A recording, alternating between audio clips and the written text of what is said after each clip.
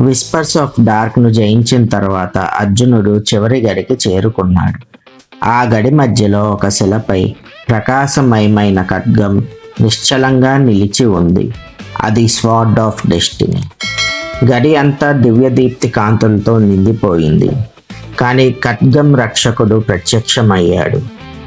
ఒక విస్మయకరమైన దివ్య రాక్షసుడు, అగ్నితో, గాలితో, నీటితో రూపుదాల్చినవాడు. అర్జునుడు తన చివరి యుద్ధానికి సిద్ధమయ్యాడు. ఖడ్గం లేకుండానే అతను రాక్షసునిపై దాడి చేశాడు. రాక్షసుడు భీకరమైన దెబ్బలతో గుహను కంపింపజేశాడు. అర్జునుడు పడిపోయినా మళ్ళీ లేచాడు. తండ్రి మాటలు అతని చెవులో మారుమ్రోగాయి. ధైర్యమే నీ నిజమైన శక్తి అని.